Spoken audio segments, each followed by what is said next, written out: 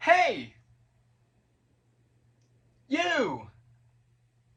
Have you ever heard of the Royal Rumble? If you've ever watched wrestling, like ever, the answer to that question is probably yes.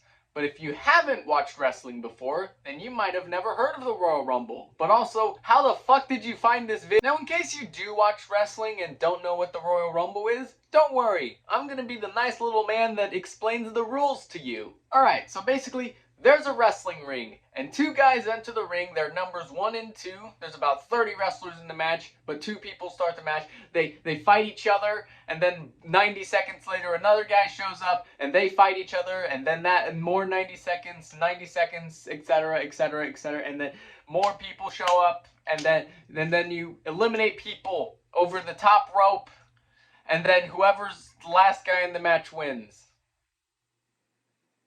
Was that at all comprehensible? This is one of the most exciting times in wrestling. Not just because the winner of the match goes on to face the champion at WrestleMania, which is basically the Super Bowl of wrestling, but also because there's great things about the Rumble. Or at least there should be, because it's been around since 1988, and I don't know why they would keep it going for more than 30 years if there's nothing great about it. One of these great things about wrestling is the surprise entrance. Getting to see NXT wrestlers and legends make surprise appearances in the Rumble is always a treat. Remember when Edge made his return in the Rumble last year? I do, and I remember it being spoiled to me because I checked Twitter during the match. Thank you, Twitter. I fucking hate you. Also follow my Twitter. But that doesn't make it any less of a surprise, considering Edge was originally supposed to have retired back in 2011 with a neck injury, but the medics decided, you know what? It's time for you to get back in the ring. So seeing Edge come out at number 21 in the 2020 Royal Rumble was quite the shocker. Unless you were checking wrestling news sites. They really don't give a shit about keeping surprises. They just want those fucking clicks. Also, I hate wrestling news sites, especially Ringside News, because if you're going to spoil the surprise for everyone else, you better at least be right. But one surprise entrant that wasn't spoiled to me was Rey Mysterio in the 2018 Royal Rumble. That's not going to be the last time I mention that Rumble, by the way. This is likely because there were no rumors going around about Rey Mysterio coming back, if I'm remembering correctly, and also, I wasn't using Twitter during the match. I live with my parents and brothers, and they don't watch wrestling unless I'm watching wrestling in the living room with them. And I started watching wrestling around 2014. So naturally, they didn't know who Rey Mysterio was. Therefore, they probably didn't understand why I was flipping the fuck out. And not even just for Rey Mysterio's appearance. Adam Cole, Andrade, and the Hurricane, I also flipped the fuck out with those. But the surprises aren't just returning faces. Sometimes it's the same face from earlier in the Rumble. 1998 Royal Rumble. This is a wrestler named Mick Foley. He's had quite the career considering he lost his ear in one match, was thrown off the top of a cage in another match, and speared through a flaming table in a third match. He enters the Rumble at number 1 as his wrestling character, Cactus Jack. He starts the match with Chainsaw Charlie, and he fights him and a bunch of other guys for about 9 minutes, and then he gets eliminated. And yeah, that's pretty much it. 1998 Royal Rumble. This is a wrestler named Mick Foley. He's had quite the career considering he lost his ear in one match, was thrown off the top of a cage in another match, and speared through a flaming table in a third match. He enters the Rumble at number 16 as his wrestling character, Mankind. But hold on, wait a gosh diddly darn ding dang ting tang walla walla bing bang hubba bubba giggity giggity second there, buddy. Doesn't this Mankind guy look a lot like Cactus Jack? The same Cactus Jack that had a very similar first and last name as Mankind, and also a very similar career as Mankind? Yes! That's because they're the same person! Mick Foley actually entered the Rumble, and then got eliminated from that Rumble, and then came back in the Rumble as a different wrestler. It's an actually pretty good strategy if you think about it. Also, good thing Cactus Jack was eliminated before Mankind came out. That would have been a bit of a pickle there. Mankind would then eliminate Chainsaw Charlie, who eliminated Cactus Jack earlier, and then get eliminated by Goldust. And yeah, that's pretty much it. 1998 Royal Rumble. This is a wrestler named Mick Foley. He's had quite the career considering he lost his ear in one match, was thrown off the top of a cage in another match, and speared through a flaming table in a third match. He enters the Rumble at number 28 as his wrestling character, Dude Love. But wait a gosh, I'm not doing that part again. Second, why does this Dude Love character look a lot like Cactus Jack and Mankind, who both happen to be the same person, and happen to have the same first name, and happen to have the same career highlights as Dude Love? I think they might be the same person! Yeah, I kid you not. Mick Foley actually entered the Rumble not once, not twice, but thrice. He basically had to enter the Rumble, get eliminated, change clothes, re-enter the Rumble, get eliminated again, and then change clothes, and then re-enter the Rumble. This is also the only time where a wrestler has entered the Rumble twice, let alone 3 times. Now, I haven't explained why Mick Foley has 3 characters in the first place, and I'm not going to. Dude Love would go on to eliminate Henry O. Godwin and then get eliminated by Stone Cold Steve Austin. And yeah, that's pretty much it. For real this time. 1998 Royal Rumble. This is a wrestler. Okay, no, I'm just kidding. But the surprise entrants aren't the only surprises in the Rumble. Sometimes the surprises happen during the Rumble.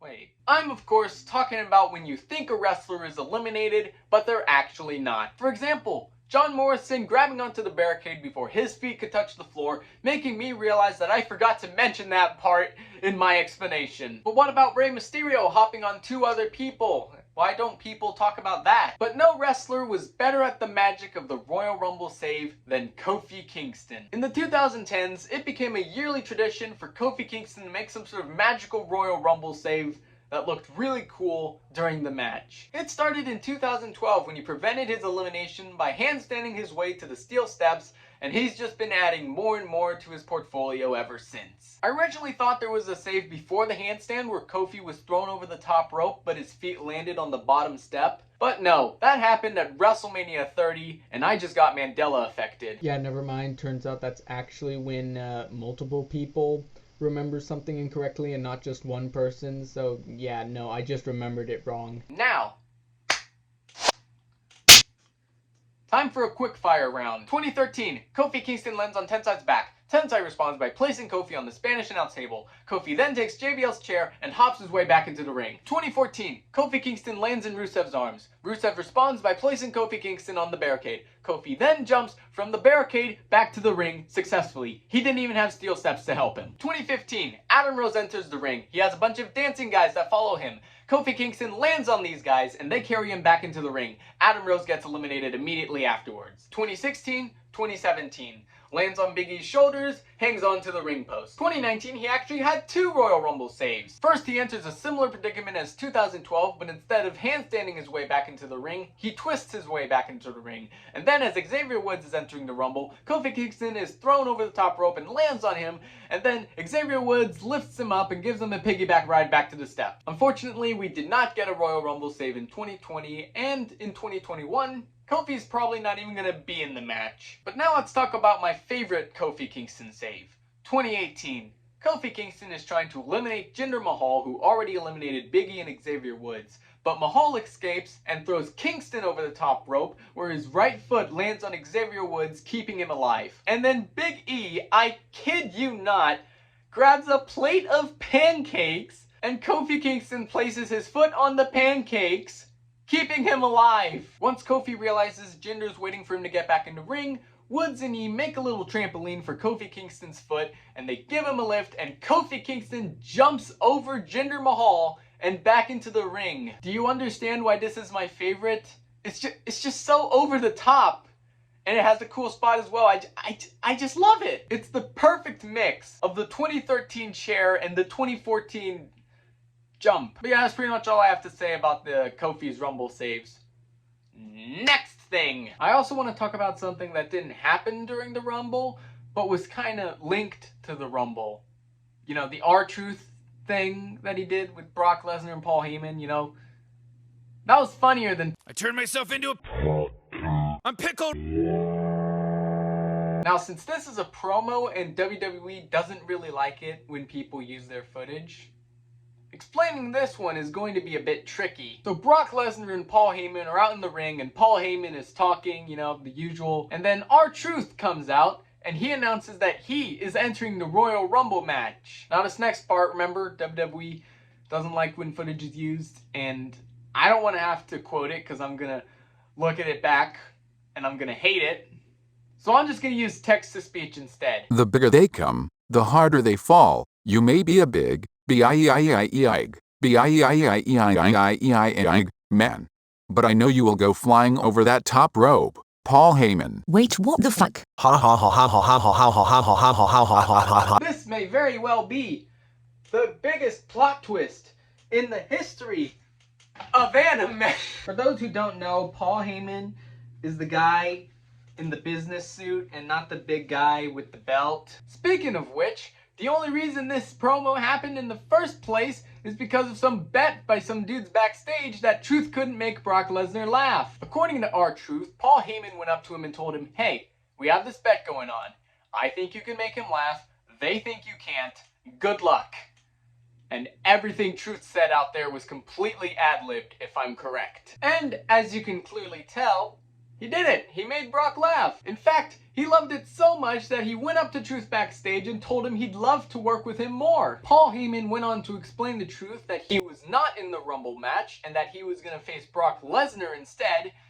And then Truth immediately announces that he is unentering the Royal Rumble match. He's out. He's out. That's the power of Brock Lesnar. He's just that intimidating. Also, please watch it. It's on YouTube, and I did not do it justice. Seriously, it is the funniest thing from WWE that year. Alright, what else should I talk about? Not even about the Royal Rumble. Santino Marella, you know him? He entered the Royal Rumble, and then he got eliminated immediately after. That was, there you go, like 1 second. Oh, hey, that reminds me of that. Back to the 2018 Royal Rumble. Finn Balor eliminates the was not yet the greatest king to ever exist in the history of planet Earth ever, Baron Corbin. And Baron Corbin responds by beating the shit out of him and Rusev, who was also in the match at the time. Then came the next entrant in the match, Heath Slater. Baron Corbin clotheslines him and pretty much knocks him out. What came next was a running gag where the next guy in the match would attack Heath Slater before entering the ring. Yeah, Heath Slater was never really taken seriously. Elias is next, and he kicks Slater. NXT champion at the time, Andrade Cien Almas is next, and he knees Slater in the face, I believe. The camera cut off at that point, and that's just what I think happened.